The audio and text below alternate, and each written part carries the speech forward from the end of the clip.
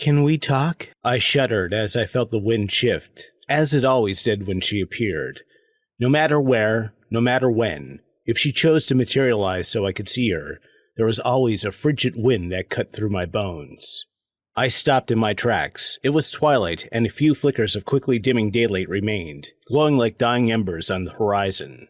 It was the solstice, and while many people would start merrymaking and celebrating the longest night of the year, I was bushwhacking along a forgotten game trail, the miniature ghost of a young woman hovering over my shoulder. "Is this the right time for this?" I asked, pushing aside branches and stepping over a fallen log. "I need to say I'm sorry," she said. "We've gone over this. You've apologized so many times, I've lost count." She floated directly in front of my face, forcing me to stop completely. "If I hadn't cursed you, you'd be home right now, celebrating the solstice with your family." "I have to press on," I said, ignoring the comment. "You've told me yourself this has to be done tonight. We've made arrangements for the Duke's cook to drug the mulled wine, and you said it was important that it had to be done on the solstice." "I know," she nodded. "My connection to this world, to my remains, it's the strongest on this night, but a few minutes here and now won't make a difference." I thought about the small pouch of pulverized bone that I carried in a satchel around my neck. It was all that was left of her body. A quick image of the gruesome procedure to get her body to that state flashed in my mind. "I'm not sure what there is to say," I slowly continued forward, brushing past her small floating figure. "We are here now, and the only way for either of us to rest is for you to receive your vengeance. Besides, if I stop moving now, I'll never make it to the Duke's manor before freezing to death." She floated to the front of my face again, however this time allowing me to keep moving through the bush by hovering backwards as I continued along the game trail. "Do not make jokes about freezing to death," she warned. Her eyes flashed for a moment. "You know I wouldn't make a joke about that," I snapped back. I stopped. "I'm sorry. I know that's a sensitive subject, for the both of us." The young Duke was eager to prove himself a leader upon claiming his hereditary title following the death of his father. Even more so, he was eager to gain favor with the heads of the new religion, the followers of which had made certain arrangements to speed up his ascension to dukedom. To show his dedication to the new faith, the Duke first targeted the covens, those least prepared to fight back against the hammer of the new dogma falling on the land. He took his men and swept through the land. His goal was to cleanse the land of heresy and make way for the monks of the new faith to move in. She was a victim of one of the assaults. When the alarm was raised that the coven was under attack, she was instructed to gather the children and hide them underneath a false floor that had been prepared for such an occasion. She had huddled with them, keeping them quiet as the horrific sounds of slaughter and looting echoed through the air. She stayed with them for hours, waiting for the sounds of the dying to fade. When she emerged from the hiding spot to see if it was safe, she found herself quickly surrounded by the Duke's men. They grabbed her, and the building was burned. She was tied behind the Duke's horse and was made to walk as the screams of the youth echoed through the night. "Merely the cries of rats," the Duke sneered as the building was engulfed in flame. "Those who do not follow the new light deserve to burn. Even their youth must be purged." "Put the blade to me," she cried. "Let me join my people." "Oh, you will join them soon enough." He gave a sickly smile. "But our faith demands a sacrifice, and I think a pretty young thing like you will do wonderfully." Eventually, she found herself on the edge of a cliff, a river raging below. If the fall wouldn't kill her, the raging icy depths certainly would. A holy man of the new faith stepped forward, waving around some sort of symbolic fetish as he muttered in a strange tongue. "Be glad," the Duke said. "Your soul is being cleansed. You will face death with a sinless heart. After all, what good is a sacrifice that has been tainted by sin? Our deity will not accept anything less." "This is what your faith is?" she questioned, her back to the cliff's edge. "Old men speaking gibberish? Pointless gestures and symbols? You killed people. You killed children for this." "You dance under the moon," the Duke retorted. "You tell old tales in an ancient language. You bind people to the land, to the past. You talk about having magic in your bones. Our way is the future." She scoffed. The trauma of the events was turning into a dark bitterness. She was angry. No, she was enraged at how unfair all this was. The old man put away his symbols and ceased his gibbering. "Now, jump," the Duke said. "I can't have the death of a cleansed soul on my conscience." "That's your plan?" she spat. A loophole so you don't have to bloody your own hands? What kind of pathetic god would overlook such foolishness?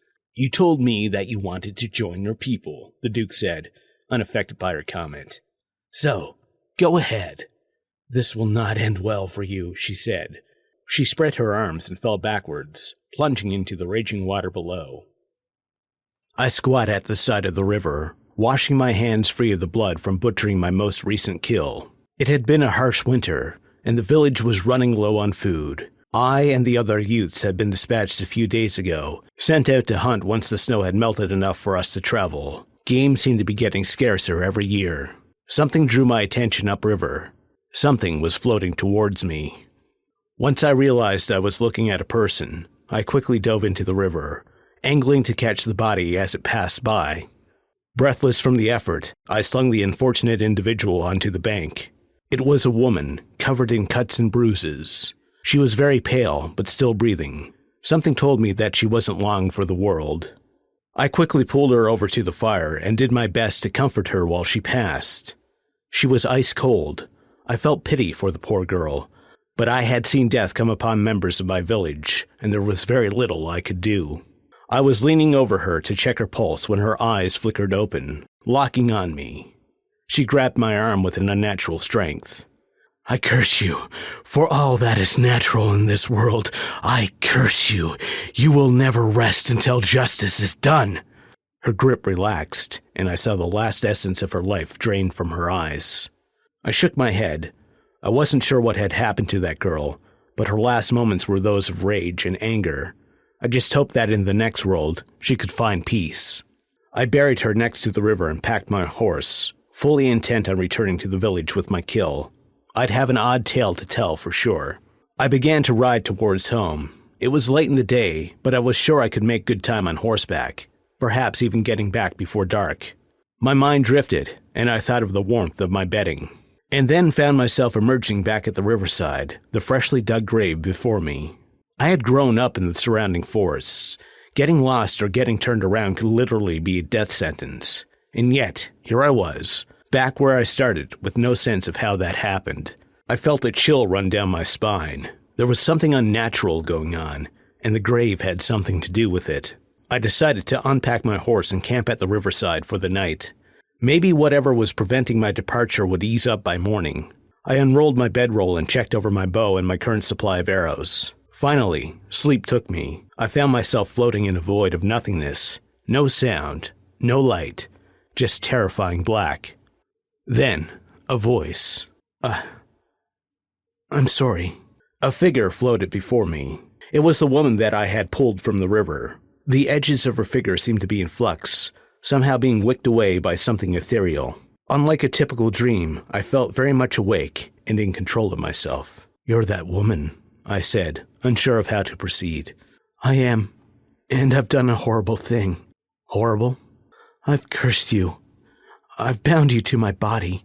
I had heard tales of curses, always taking place in some old story in some ancient land, but now I seem to be part of one of those tales.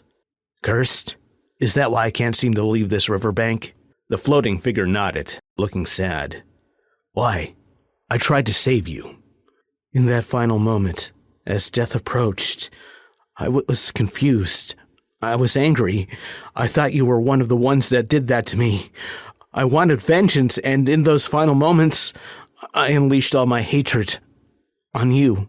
I shook my head. Who are you to curse me? I was part of a coven, she said. I worship the old ways. Can you release me? You know I did nothing to you. I'm afraid that you're bound to my body. The magic of the old ways becomes embedded in our bones. It's an old spell to keep a murderer from fleeing should one of our coven fall. I'm not a murderer, though. No, you're not. I was so filled with anger. I wanted to strike out at someone, anyone. The only way to be free is for you to enact my vengeance.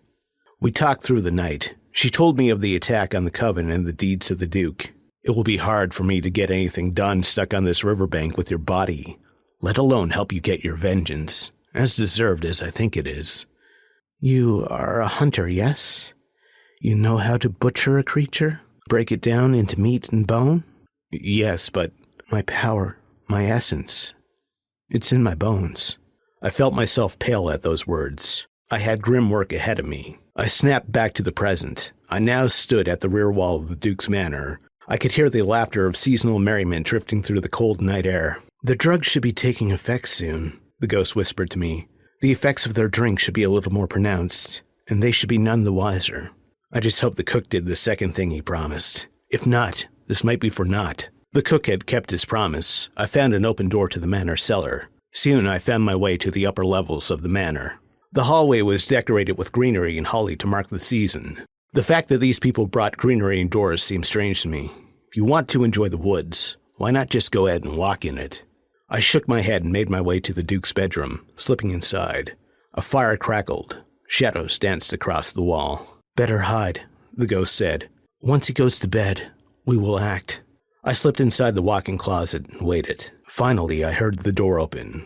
And I have your assurances, sir, that you will let our clergy occupy the outlying villages once the spring comes, one voice said. As soon as the second voice spoke, the ghost stiffened. It was a voice she had heard before. Followers of our faith seem to be more obedient, and I'm more than happy to let them have whatever they need. Much better than those unfaithful savages that follow the old ways. Then I wish you a happy evening, Sir Duke. Get ready, the ghost said. I tensed, grabbing a special arrow from my quiver. I heard the Duke move about the bedroom. After a time, things fell silent. Now, the ghost said. I silently opened the closet door. The fire, now much lower, crackled and popped, still emanating a dull and dying light. I could see a figure lying in the bed. I recalled every lesson I learned as a hunter about moving silently, stealthily. I crept towards the bed. Wordless, I plunged the arrow into where the ghost had instructed me. Before we had departed for the manor, she had been very specific where the wound must be made. Between the ribs, the arrow slid. The Duke bolted upright, breaking the shaft of the arrow, looking first to the wound in shock, and then to me. He let forth an extremely loud wail. I heard boots stomping up the hallway.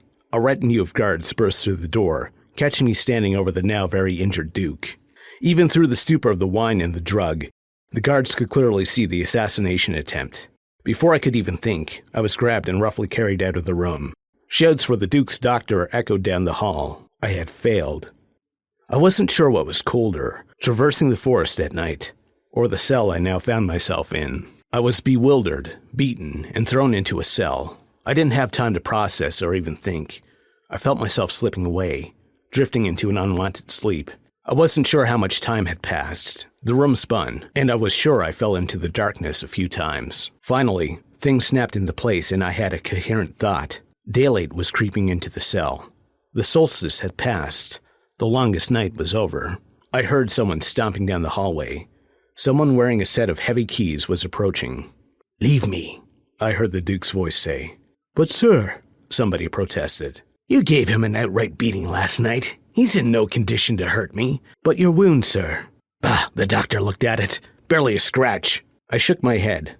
Barely a scratch? But I plunged that arrow straight between his ribs. The door opened, and the Duke stepped inside, his eyes narrowed.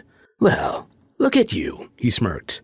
"My men certainly did a number on you." I tried to speak, but all that came out was a croak. The Duke grinned, looking at my expression. "A villager, not much older than a boy, and you thought you could take me out." I wanted to strike him, but my will had been sapped. "And it worked." My cracked and bloody lips parted. A confused "what?" escaped from my lips. The Duke's figure glowed bright blue for a moment. Then the form shifted, becoming shorter and softer. Hair lengthened, and a familiar feminine form now stood across from me. The woman from the river. She stood in front of me, more alive than I had ever seen her. I stood with my mouth agape. "Miss me?" she grinned. "I'm not sure what I'm looking at," I managed to spit out. "You did it. The arrow that I made you forge months ago with bits of my bone sprinkled into the iron. It did the trick." "The power is in the bones," she said, as if that explained everything. "Once my essence made contact with the Duke's heart, I was able to take control." "You are the Duke?" I asked. "When I wish to be. I can now assume his form whenever I wish." "And what happened to him?" "Oh, he's long gone. If there's any truth to his deity, I guess he's with him now." "So, I'm free?" She looked around the cell. Not quite. You made an attempt on the Duke's life after all." What's going to happen to me then? Oh, the Duke will have a change of heart and pardon you in a couple of weeks, specifically when the new year is ringing in. He'll make a declaration that he will be returning to the old ways of his father. She turned, looking to the lightning sky of the morning after the solstice. I can't thank you enough, she said. You gave me my vengeance, and for that, I'm grateful. I'll give you any reward you wish once enough time has passed. I nodded, still in pain from my treatment by the guards. She smiled sadly, looking over my wounds. I'm sorry you had to go through all that. I'll send for the Duke's doctor, claiming I want you in top shape for a trial. In the meantime, look forward to the new year. I'm sure it will be a good one. She shifted her form back to that of the Duke's, turning to leave. I can feel it in my bones.